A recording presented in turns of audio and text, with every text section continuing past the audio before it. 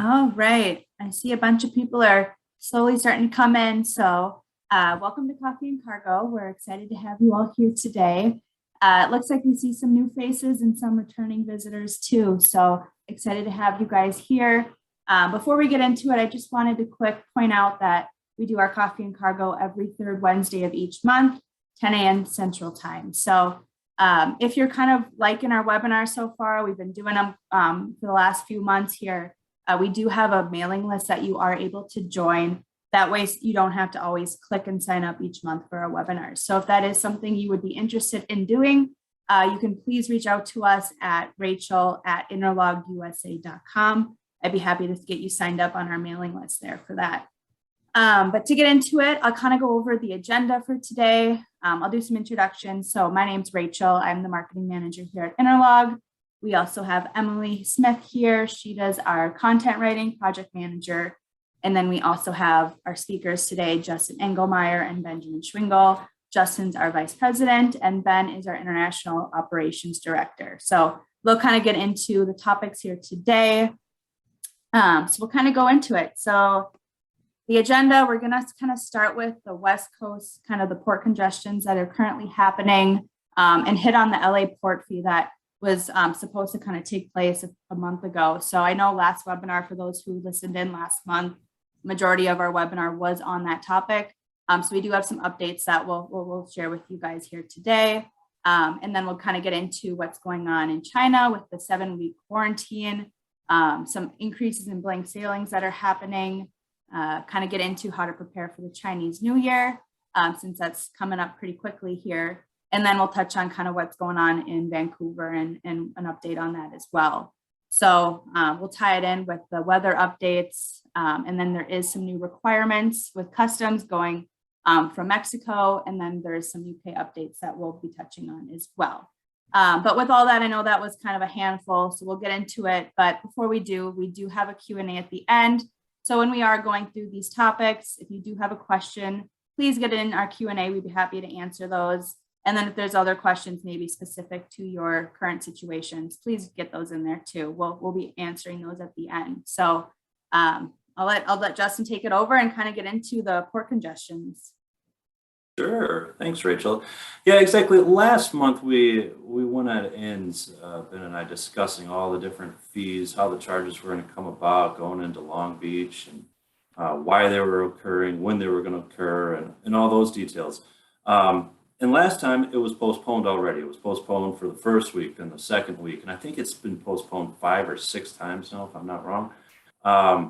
And really now this week, we haven't heard anything. So I don't know if it's gone away. I don't know what they're doing about it. And the original reason why they said that it was being postponed was because they thought that some of the pressure was being alleviated to some extent. And I think the terminals have worked a little bit and kind of moved some of the containers out. But as you can see, there's more vessels sitting outside of Long Beach than there was a month ago. So, I'm not really sure that this problem has been resolved by any extent whatsoever. But I don't think that this fee is going to happen. They might come back and say something, but just the way it was set up originally didn't seem feasible, and we weren't really sure how they were going to charge it and how they were going to, what they were going to do if people were just not paying it and leaving their cargo sit there. So, Ben, if you want to touch base on some of these details here, I know that you have a little bit more insight on some of it. Sure. Well, let's say that the important aspect is what you just touched on. There is not abandoned cargo right now. That's a big threat. We're using that fee to penalize the carriers and the importers for not being able to move their cargo out of the ports. And cargo is still moving out of the ports as quickly as possible, but they're not able to ramp up that movement. Costs are increasing, warehousing operations and storage space in Los Angeles is increasing as the volume coming into Los Angeles is not subsiding. Interestingly, with the number of ships off the coast, it has gone up from 16 to 30 to 45 to 60. If you're looking closely at the map there, you'll see there's not 90 ships outside of Los Angeles on that. That's because they're now calculating the number of ships waiting to discharge from Los Angeles all the way back to Asia. Interesting part of that is that instead of a first come, first served basis, that was the first way they were discharging vessels. It's now based on their calculated time of arrival, the CTA. And this will allow ships to load in China and then take a much slower transit across the Pacific to arrive at their calculated time of arrival and get right in line for discharge. A few benefits of that are lower fuel consumption, so lower costs and lower CO2 emissions. Doesn't really help us any as far as getting cargo through there, so we're going to continue suggesting alternate routes, whether that's Oakland, Seattle, transload and trucking from Houston to your final destination inland, maybe even routing through the East Coast. Well, we'll touch on that later because there's more routings coming available through the East Coast from China during the next month. But what I'm hearing you say, Ben, is instead of having all of the vessels just sitting there right outside of Long Beach, congested, staring at each other for 17 days, now they're taking their sweet time to get to Long Beach. So they're just taking a longer time to get there, but it's still the same amount of congestion, or I should say it's still the same end result for the importers. It's the same amount of time. Have we seen anything pick up pace? Has it slowed down? How is this affecting the actual importer on when they're getting their goods? I mean, we're all hearing stories about, oh, our Halloween stuff is still sitting out on a vessel, or, Christmas lights are still sitting there and they'll have to sell them next year. So, and I mean, these are real situations, and these importers and how they're affected by it. So I don't mean to poke fun at it, but that's the reality of the situation. Is that changing at all for these guys?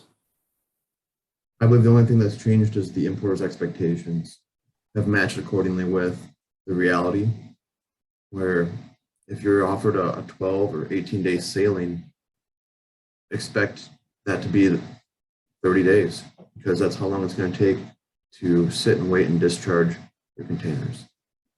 And how long is it taking to then get on the rail if you're moving inland, if you have something going to Chicago? If it's departing Shanghai, what would your expectations be on when you can actually then, when it gets to Chicago, and when are you actually going to be able to get this thing out of the rail yard in Chicago? I mean, are you looking at 60 days? Not quite 60. And typically, a transit from Shanghai to Chicago via Los Angeles would have been 25 to 29 days. But due to the port congestion and the transfer to the rail yard, that 29 days could easily become 45. Sure. And then some congestion in Chicago, so it might not be 60, but you're pushing 50. So, Yes. Anyhow, this situation, from my point of view, is it doesn't seem to be getting any better. But at least at this moment, they're not talking about the congestion fees, correct? I agree. I don't think we need to bring up the congestion fee in the future. We'll just kind of focus on the congestion and what alleviation or what tactics we can employ to avoid that route. Okay, well, at least that's some positive. All right, Rachel, what's next on the docket here? I know that we have a lot of stuff happening over in China. Due to COVID, they're taking it a little bit differently, I think, than the rest of the world. It seems like most people are just trying to, how do we move on with COVID? And China's taking a different stance, and the fact of we're going to remove COVID. COVID's going to die right here, and it's not going to come in. So they come up with all these very strict rules that crew members people leaving on what they have to do and how they have to quarantine, and quarantine up to 7 weeks. And so you're really taking some labor shortage hits if they have to take 7 weeks of quarantine. Now, the one positive thing that we were discussing earlier, Ben and I, was that since there aren't that many vessels available to come back to China at the moment because they're all stuck trying to get into Long Beach, this hasn't really affected us yet. We haven't seen it. It might affect us. It could at some point in time when you have a whole bunch of vessels sitting there waiting to be worked on. But right now, the vessels are all congested. And so there isn't as much need for some of these employees or the labor. Ben, am I missing something on that? Do you have something else to add to that? No, I just think this is a topic we'll have to watch through the springtime? Sure. So, right now there's going to be a push through Chinese New Year, and that's going to hold strong. And so possibly, if China's going to have these rules even after the Olympics that's coming up in February, who knows, maybe that's part of this. But, if that still happens at that point in time, this could become more of an issue at that point in time, because that's when we're kind of predicting that we might see some sort of balance to come back out, and maybe not so much congestion. But, we'll see. We'll have to keep watching and see where that goes. Something like this would impact the BCOs the most, those that have direct carrier contracts, and those type of customers and importers are already wary of those commitments to certain carriers. Because if they're committed to a carrier, that means they're committed to that sailing schedule. If that sailing schedule suddenly has an outbreak, and they have a blank sailing on a vessel, they're automatically rolled anything they had committed to that carrier. If you're working with freight forwarders that have multiple agents in China and can jockey between different carriers for different schedules and vessels, then you're much more flexible if something like this were to be employed by the carriers and the Chinese government. Sure. So essentially, if you're locked in right now with one carrier or maybe even two carriers, you're limiting your options. So, I know we work with a lot of those importers, and they've been reaching out to forwarders like us, to MVOCCs like us, just to open up their options, give them a few more options with different carriers, different routings available, and see what else is out there. So right now, if you guys aren't finding options, I think you should be looking for options. And right now we're looking at bookings, and this goes into the next slide here, the blank sailings, which are already occurring even without that labor issue that we were just discussing. And this is due to lack of vessels, right? The vessels aren't turning in the proper amount of time. So if they used to get back in X amount of days, they're not doing that. It's X plus 7. So now they're sitting here and you have blank sailings. They don't have the vessels sitting there to be worked on. And how's this coming about, Ben? How often are these blank sailings happening? What's live on the ground? What are you actually seeing as far as this goes? It's a substantial percentage of your schedules and your plans for the next 6-7 weeks, which will be everything that's going to depart and be loaded into containers right up until the Chinese New Year begins. So I would put a number on it somewhere around 10 to 25% of your intended bookings could end up becoming blank sailings or rolled. They can only roll so much until vessels are not moving that cargo, or they can't load the container before factory is closed for the new year. How often are you seeing them? I mean, so the rollings are happening frequently, but it used to be we're looking for fighting for space, and you get bumped to the next vessel, the next vessel, the next vessel. Well, in this scenario, the vessel isn't even there. But how many sailings is it being pushed? Is it typically 1 week? Is it typically 1 week? Yes. 1 week? 1 week. Okay. Compounding, every carrier is missing 10 to 25% of their departures. That much more volume is trying to get on the same number of ships, or the reduced number of ships. And we're already seeing it now. There's already tension about getting space in January. We're booking space that's 4 weeks out right now. Available opportunities come up sooner than that. But if you're not working with, if importers aren't working with very flexible and agile forwarders are finding those spaces, they need to be thinking about booking space at least 4 weeks in advance, which puts them on January 15th and about 4 bookings until all those vessels for Chinese New Year, pre-Chinese New Year cargo has loaded. Sure. And so that brings kind of up to the next point here, start preparing for Chinese New Year.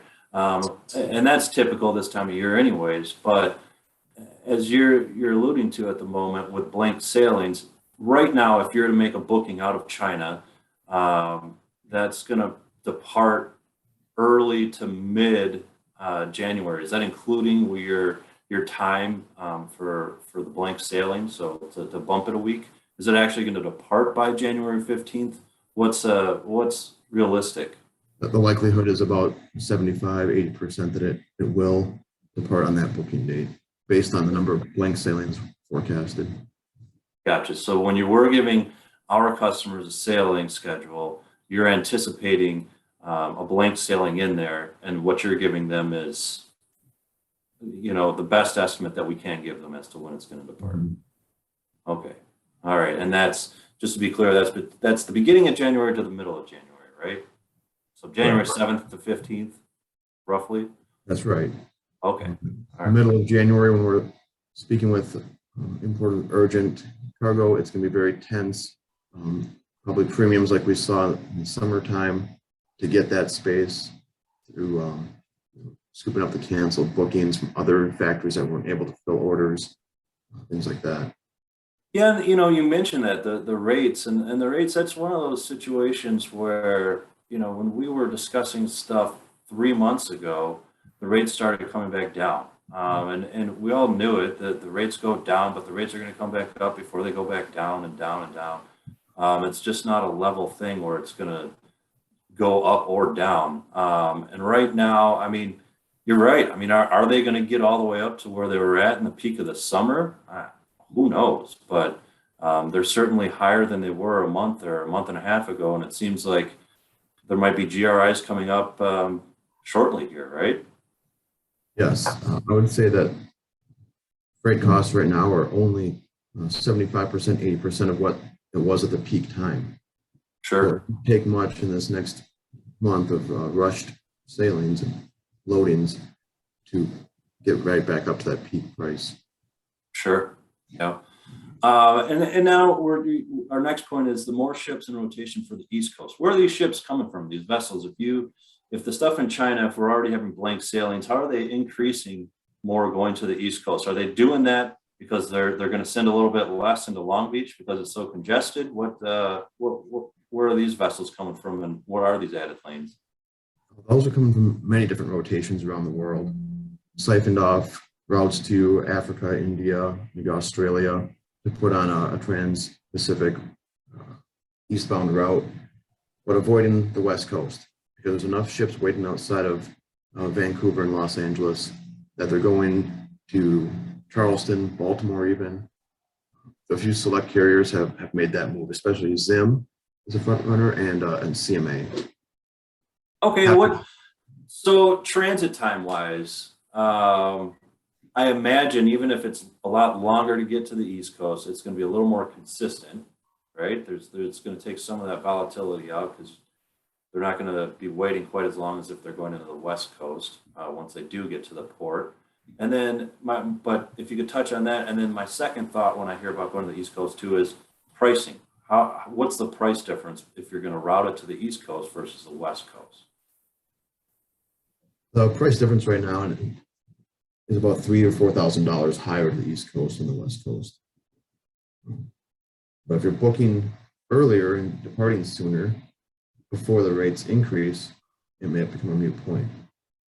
Sure, that makes sense. If you're booking to the East Coast because your final destination is the Ohio River Valley, and you'd rather try through the East Coast than risk missing a vessel completely or not having a container to load your cargo that's ready at the end of January, it'd be a worthwhile consideration to take it in New York and what's called RIPI, so reverse inland rail from the East Coast rather than through Seattle or Los Angeles, where it typically comes from. Sure.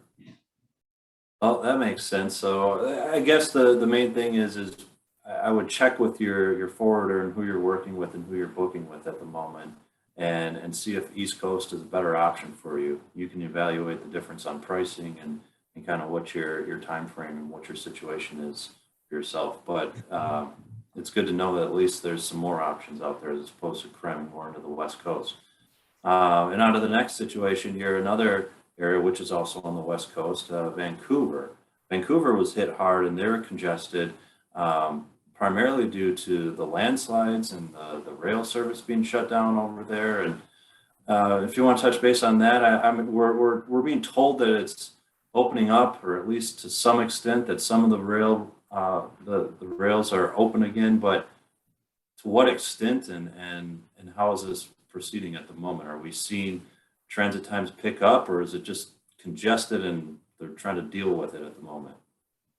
Yeah, very unfortunate timing for that bad weather, and we're amazed at how quickly the Canadians recovered and rebuilt those corridors for the rail and road out of Vancouver. It's unfortunately a time because a month ago we were suggesting people to avoid Los Angeles, book through Vancouver or Seattle, and so an additional amount of volumes are getting sent to Vancouver, and that's when the rail network was disrupted. What is being reported right now, or as of last week, there is a 250% increase in freight going out of Vancouver now than last week. But that's still only less than 50% of what is normal flow. So a quick improvement, but still a long ways to go before they're reducing the congestion. They have somewhere around 60 ships outside of their port waiting to discharge. Half of those are container ships. And I think we'll see improvements quickly until it's back to normal. And then we have to start talking about blizzard season. But we'll save that for the January and February talks. Yeah.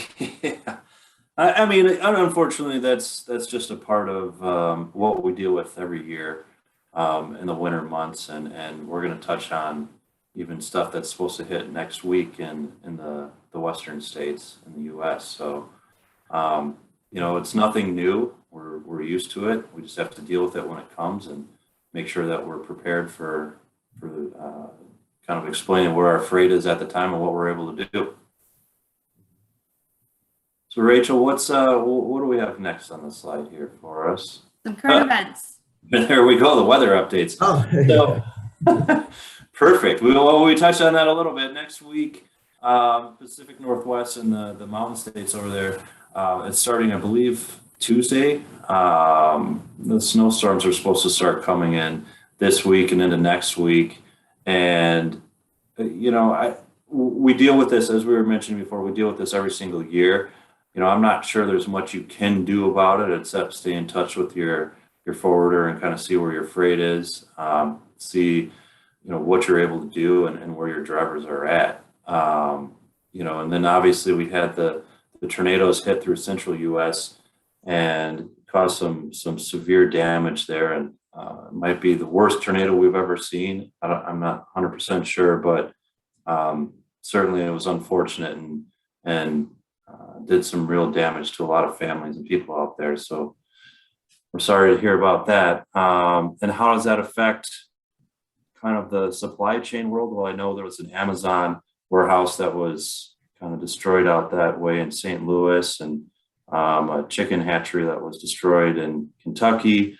And so you might see some prices increase on certain things like chicken. But, the main thing is I think you're looking at a big portion of people sitting down in that area trying to rebuild their lives. And so hopefully they get through that. Ben, do you want to touch on any stuff going on with the weather and what to do? Not sure.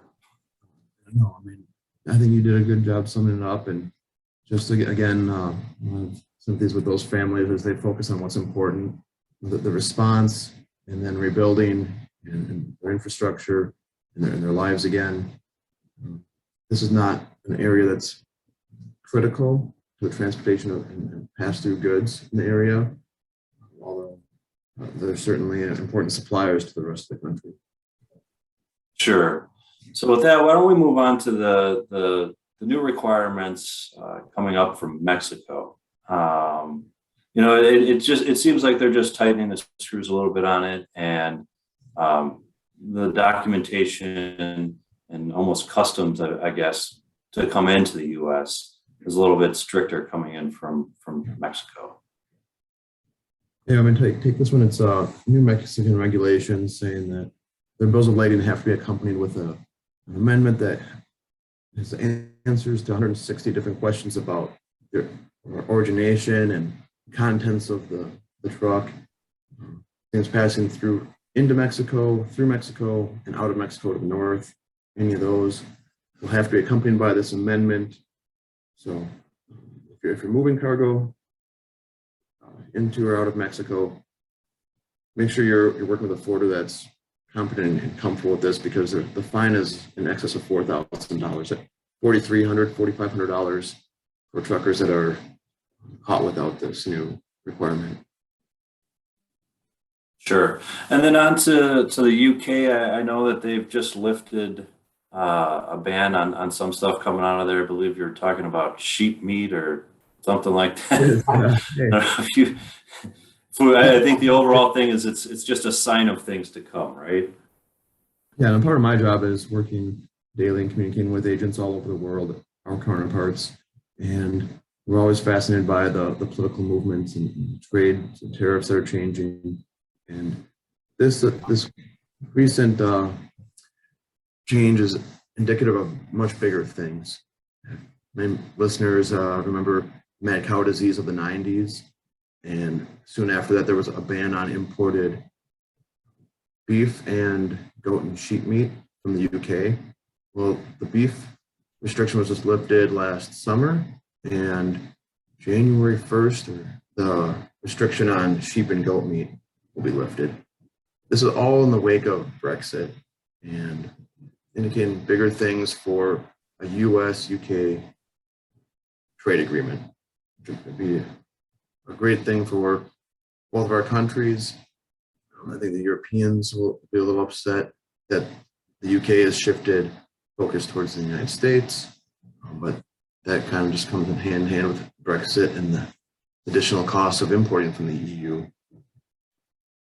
So enjoy a little bit more sheep, a little cheaper sheep meat in the future. It's not going to be a substantial amount. It's like 0.5% of the U.S. consumption. But it's indicative. For some reason, that doesn't surprise me. Yeah. All right. So, and now, Rachel, are we on to any questions? Do we have questions coming in here that we could answer for these guys, or? Yep. So at this time, if you have any questions, please get in the Q&A. I know we're kind of close to time. So Emily, do you have any that we could just quickly go over? Yeah. Justin, Ben, do you anticipate the port fees in LA and Long Beach to ever get implemented, as we've been seeing the delays on them being occurred? You know, I personally, I think if we do get the fees, I think it'll be different than what they originally tried to push on us. I think that's part of the reason why they can continually postpone them. I think the way that they were set up was a little unrealistic to all of a sudden start charging people that had freight sitting there at that moment. You know, and the fees were really excessive too. So I feel like they tried to get too much. They got a little too greedy. And so I think that they'll have to change the format if they do put fees out there. I wouldn't be surprised if they do. I just don't think it'll be the same as what they originally came up with. I agree with that. And I think the stated intent of how those fees would be spent was too ambiguous. So unless they come up with a well-detailed plan of how they're going to create a more fluid infrastructure that's going to rapidly move cargo out of the ports and to the rail yards, yeah, I don't see this fee being implemented. Sounds good. And then just one additional question regarding China's 7-week quarantine for crew members. Do you anticipate more countries doing something similar? I'll start with this personally. I don't think so, and I don't think so because, you know, we had Vietnam. They just opened up and they came up with their policy was living with COVID, and I think that's, at least I believe, in my opinion or my views, are that that's how most of us are treating this. Is how do we live with it? What do we do? What's the new norms, and how do people proceed? So not to get into any political stuff, but that's what we're doing. And China is basically saying, no, we're going to not allow this to come in here. And I don't know how long they can sustain that. I don't have any idea. You know, best of luck to them, but I don't foresee a bunch of other countries jumping on that bandwagon just yet. Nothing to add there. I agree. Yeah, there's been discussion about a lot of factories in Vietnam, even China, working through the new year to clear the backlog that's been building, especially Vietnam, because they had that 2.5 month long pause due to COVID outbreak around Ho Chi Minh. All right, That's that'll all. wrap up our Q&A session unless you guys have anything else to add. I think we're good. Rachel? Yep. So the questions that weren't answered, if you put your name, we'll definitely reach out to you today to get those questions answered. But just next Coffee and Cargo is January 19th, 10 a.m. Central Time.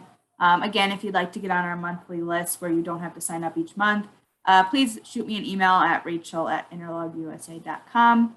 And then if you have additional questions that you didn't put in the Q&A, you can reach out to us at the sales@interlogusa.com email. But Ben, Justin, thank you so much for all the insights today. Emily, thank you. And we'll hopefully see you guys next month. Thanks, guys.